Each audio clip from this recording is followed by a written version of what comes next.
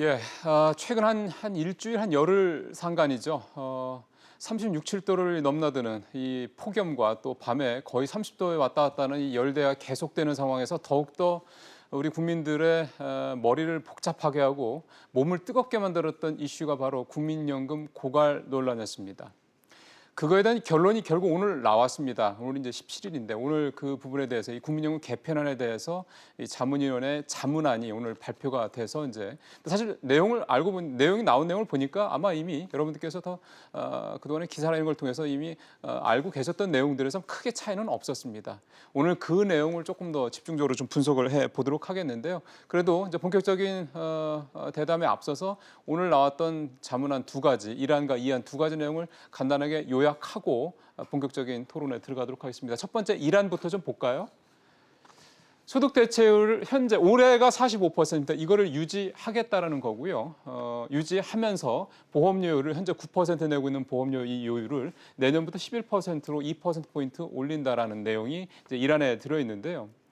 2023년에 12.3%를 한 번 더 올리게 됩니다. 여기에 적립배율 1배 기준이라는 건 뭐냐면 적립배율 1배라는 거의 의미는 국민연금이 더 들어오는 거 없이 1년 동안을 계속 줄 수 있는 이제 그거를 적립배율 1배라고 하는데요. 이 1배가 흔들거리면 즉 떨어질 수가 있으면 12.3%또 올리겠다라는 겁니다. 그게 대략 2023년쯤 되지 않겠냐라는 게 이번 자문위원회 권고안이었고요. 그 다음부터는 이제 5년마다 보험료를 조정을 하겠다. 이게 이제 1안입니다. 2안 보죠.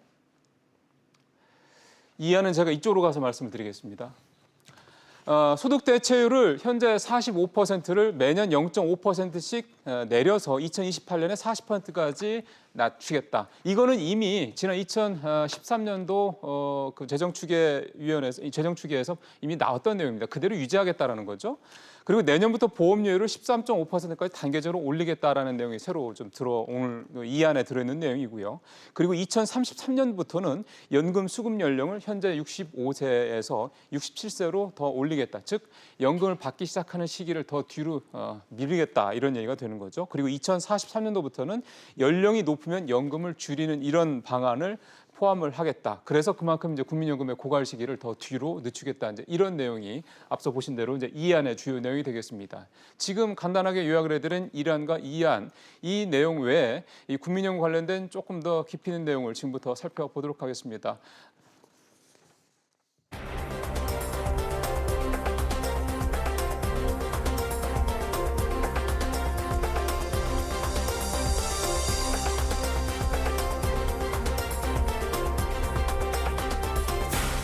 오늘도 김방희 생활연구소장 모셨습니다. 소장님 어서 오십시오. 네, 안녕하십니까?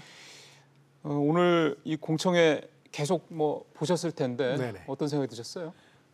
우선 놀랐던 게 언론에 유출이 되면서 누출인지 누설인지는 모르겠습니다만 미리도 줬을 수도 있죠. 그렇죠. 그래서 사실 여론이 좀 악화되어 있었는데 두 가지 이유 때문이었을 겁니다. 하나는 예를 들어서 그 정부 안으로 이게 잘못 알려졌고 정부 안의 기초 자료인 자문위 아니고 또 하나는 이 용돈 연금이라는 얘기가 나오면서 소득 대체율을 어떻게 할 것이냐 하는 부분이 좀 심도 있게 거론이 안 돼서 대통령이 여기에 대해서 불만을 얘기해서 이번에 그게 반영돼서 나오니까 좀 달라지지 않겠느냐 했는데 사실 달라지진 않았어요. 맞아요. 예. 언론에 소개된 것 그대로고 두 가지 시나리오를 제시했는데 지금 저 앵커께서 설명해 주셨습니다만 핵심은 얼마를 더 낼 거냐 그리고 얼마를 받아갈 거냐 두 가지를 짝으로 묶어서 네. 두 가지 시나리오를 만들어낸 겁니다. 숫자를 이길 수는 없었나 보다 이런 생각이 들더군요.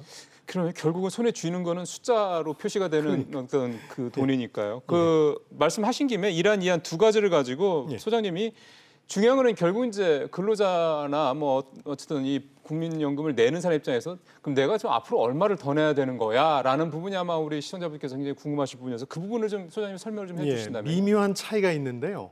우선 소득 대체율을 유지할 거냐 아닐 거냐 하는 차이가 있습니다. 지금의 45%를. 45% 이게 사실 처음 30년 전에 도입됐을 때 70%에서 45까지 떨어진 거죠. 그렇죠. 그래서 용돈 얘기가 나오는데 그동안 또 약간 그 여론이 악화되면 이 소득 대체율 받아가는 걸 줄이는 식으로 문제를 풀어왔어요. 올리질 못하니까. 더 내기를 못하니까. 네.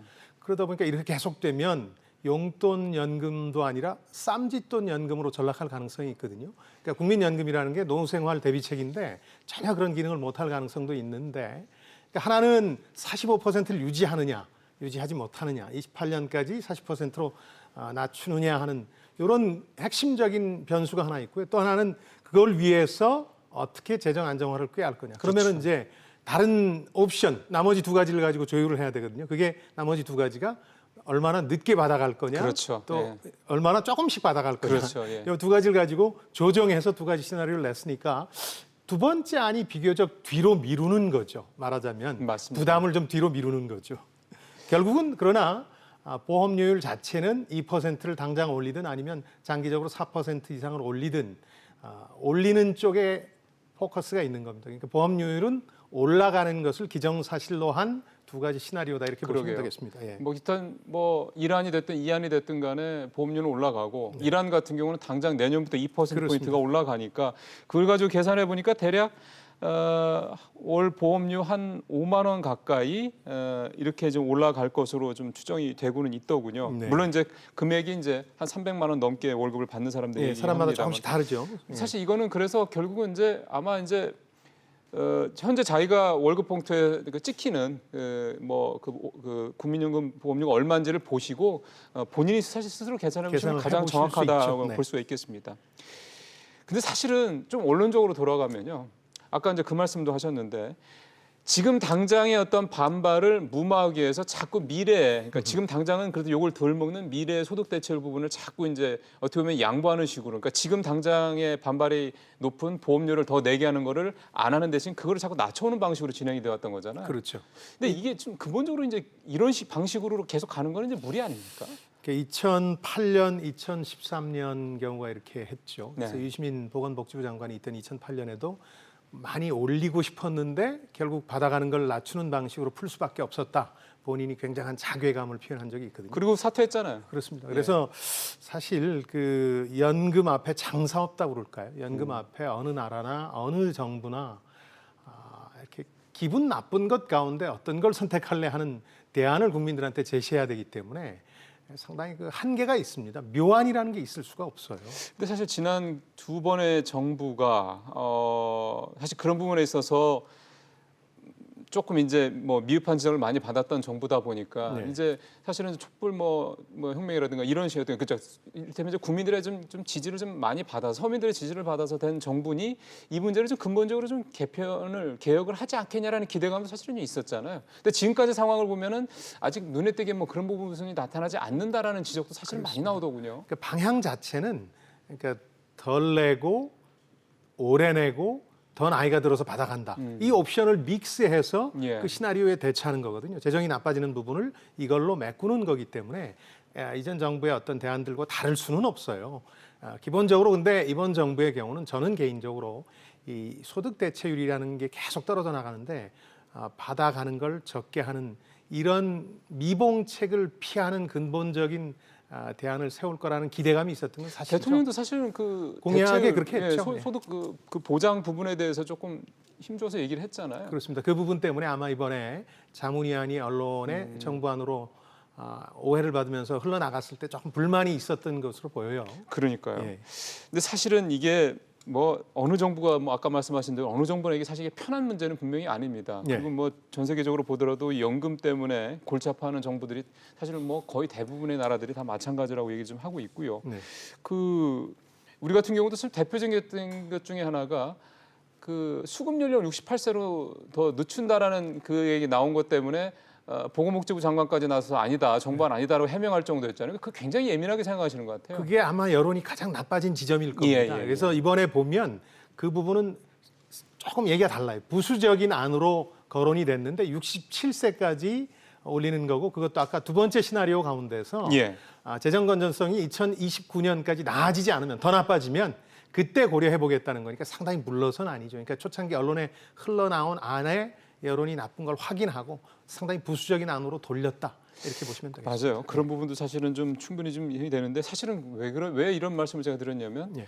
국민연금을 그 전에 좀 너무 후하게 줬다라는 지적도 계속 있었거든요. 최초 그래서 설계 자체가 상당히 문제가 있었죠. 아까 처음에 말씀하셨지만 처음엔 그 소득 대체율이 70%였잖아요. 100만 원 받던 사람이 나중에 65세 이후에 국민연금으로 70만 원을 받는다 그러면 그것도 너무 3%만 좋죠. 냈거든요. 3%만 냈고. 아, 지금보다 덜 냈군요. 훨씬 덜 냈죠. 그러니까 그 당시 시대적 배경을 조금 이해하시면 이 국민연금 문제의 본질을 아실 수 있는데 1988년 독재 정권이었고 그 당시에 올림픽으로 상당히 그 낙관적인 경제적 분위기가 있었어요. 그리고 이 독재 정권이 국민들한테 선물을 해준다는 분위기로 예. 이걸 제시한 거거든요. 그래서 그렇게 상당히 엉뚱한 초기 디자인이 나오게 된 거고 이미 1990년대 후반에 들어서는 여기 문제 있고 손을 대야 된다는 얘기들을 했었어요. 그래서 98년에 좀 손을 댔죠. 그러나 네. 근본적인 해결책이 안 되고 아까 말씀드린 것처럼 계속해서 받아가는 걸 줄이는 방향으로 갔던 거죠.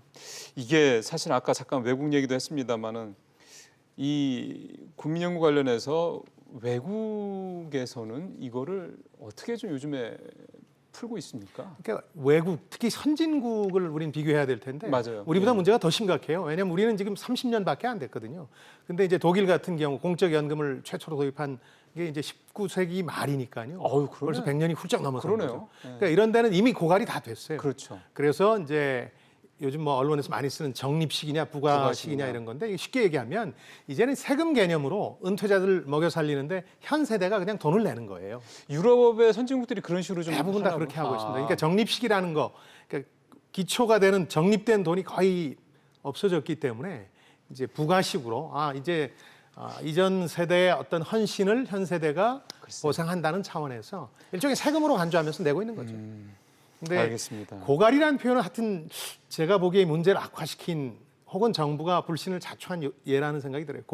고갈이라는 건 내가 낸 거 언젠가는 못 받게 된다 이런 느낌인데 그렇게 그건 오해를 아니거든요. 사죠. 아니, 정부가 그러니까- 실질적으로는 예. 지급을 보장하는 거고요. 예. 고갈되는 건 아닌데 그 표현을 조금 보험료율 인상을 위해서 네네. 좀 남발한 경향이 있어요. 그게 지금 자초한 면도 부메랑을- 좀 있다. 예. 일리 있는 말씀입니다. 몰고 온 사실은 거죠. 네. 요즘 또 경제 상황이 좋으면 그러니까요. 좀 덜 할 텐데 요즘에 상당히 좀 안 좋은 시기에 그런 얘기가 나오니까 아마 많은 국민들께서 걱정을 더 하셔서 그랬던 것 같습니다. 아마 그러니까 뭐 장관의 심지어는 대통령까지 나서서 이제 이렇게 수습을 한다고 한 게 아닌가 싶습니다. 이 연금 제도 개선과 관련해서 이제 저희가 전문가 한 분을 좀 전화로 연결을 했습니다. 오늘 이 공청회에도 참석을 하신 분인데요. 한국보건사연구원 공적연금연구센터 윤성명 위원이 지금 전화로 연결이 되어 있습니다. 위원님 안녕하세요. 네, 안녕하세요. 예, 오랜만에 뵙습니다. 네. 안전한 데다 차 세우신 거죠? 예, 지금 주차장에 세웠습니다. 예. 저희가 좀 우리 윤 의원님이 그 공청회 그 세종해설령 공청회 참석하시고 올라오시는 길에 지금 전화 연결을 좀 하고 있습니다. 일단은 현장에 있으셨기 때문에 간단하게나마 오늘 그 현장에서 좀 이 상황 보시면서 어떤 생각이 드시는지 짧게 한 말씀 먼저 듣겠습니다.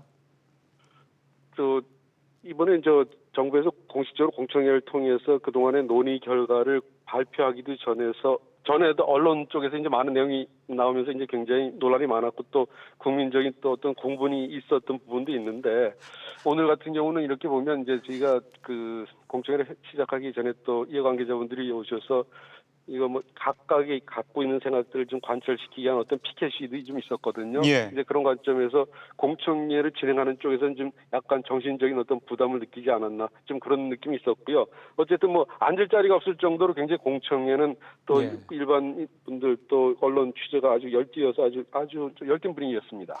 그만큼 관심이 많다. 또 하나는 그만큼 우리 노후에 대해서 걱정들도 많다. 이렇게 또 느껴집니다. 오늘 두 가지 안이 나온 거잖아요. 가안, 나안, 이란, 이안 이렇게 나왔는데 뭐 제가 개인적으로 윤 의원님 좀 의견을 여쭤봐도 될지 모르겠습니다. 윤 의원님은 이란과 이안 중에서 어디 쪽에 조금 더 무게가 가십니까? 먼저 이란, 이안이라는 호칭 붙이는 것에 대해서 제가 이제 굉장히 위원회 내부에서 논란이 많았습니다. 그럼 순서가 있는 거 아니냐? 그래서 병렬적인 안을 얘기를 하기로 했고요. 예. 뭐 예를 들면 급여 인상안 그러니까 40%로 낮춰지기로 이미 법으로 이제 조치가 취해져서 내려가고 있지 않습니까? 소득 대체율 말씀하신 거죠?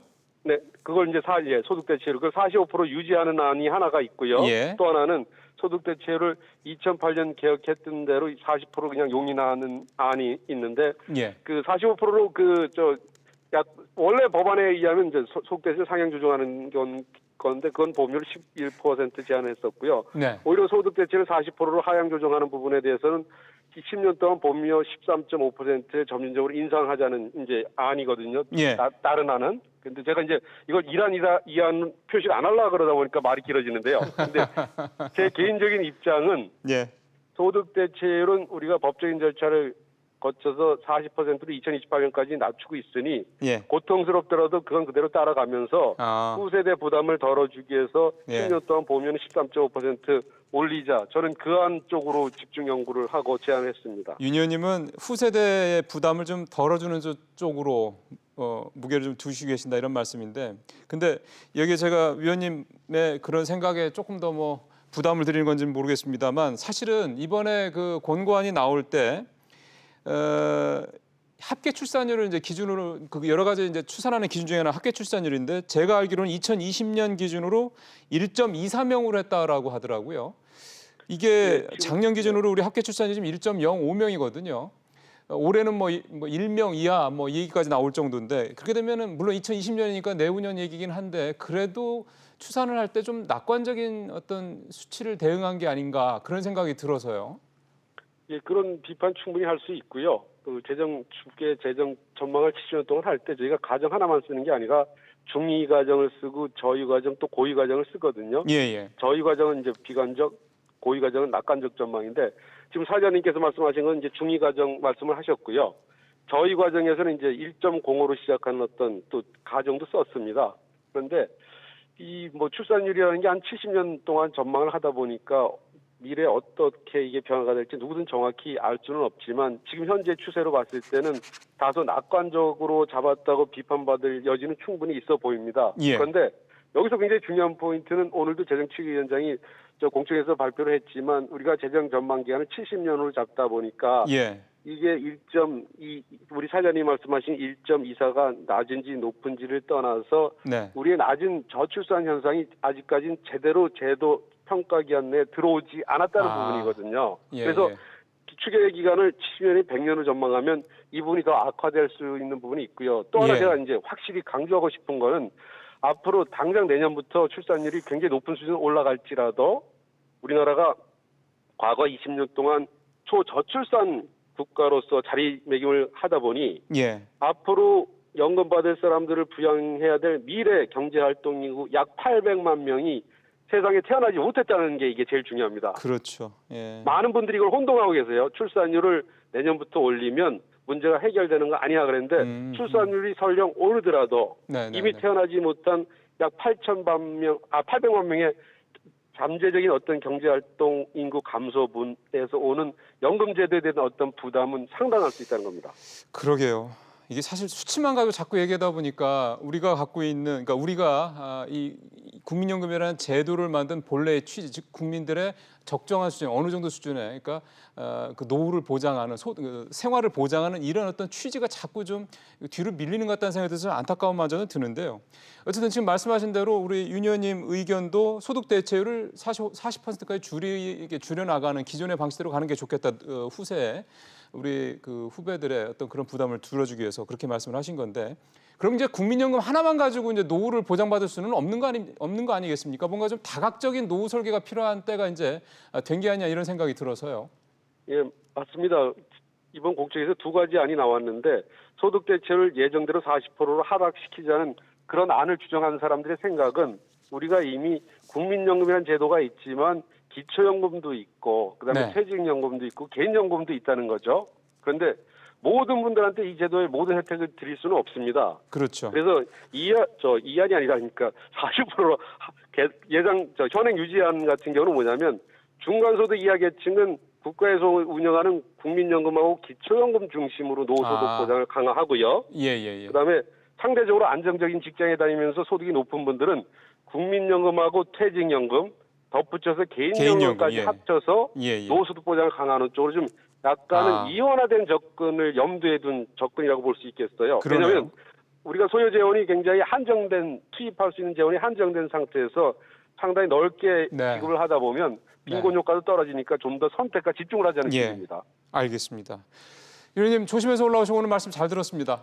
네, 감사합니다. 예. 지금까지 보건사연구원 윤성명 연구위원과 얘기를 나눠봤습니다. 그러니까 이게 합리적이네요. 그러니까 말씀드리면 소득이 낮은 분들은 기초연금 좀 내년에 또 올리지 않습니까? 이번에 9월에 25만 원을 오르고 또 이제 내년에 30만 원 올린다 했으니까 기초연금을 좀 더 이렇게 높여서 어느 정도 국민연금과 함께 좀 해주고 뭐 근로자들 중에 소득이 좀 괜찮은 분들은 개인연금도 있고 퇴직연금도 있으니까 결국 국민연금 하나 가지고 노후를 완전히 보장받을 수 있는 나라는 없는 거잖아요. 그렇죠. 그래서 3단계 연금론이라 그래서요. 아까 네. 말씀해 주셨지만 기초적인 생활은 국민연금으로 하고 그게 1단계. 그렇습니다. 2단계가 이제 직장인들 같은 경우 퇴직연금으로 이 경우는 이제 안정적인 생활을 그게 연금으로. 2단계. 예, 3단계가 개인연금을 아. 통해서 따로 별도의 준비를 해서 그건 여유로운 노후 생활 이렇게 이제 구분을 하는데 다만 최근에 그 국민연금과 관련한 특히 젊은 세대들의 그 오해와 불만을 잠깐 말씀을 드리자면 네. 이게 너무 다급하니까 20, 30년 후 얘기가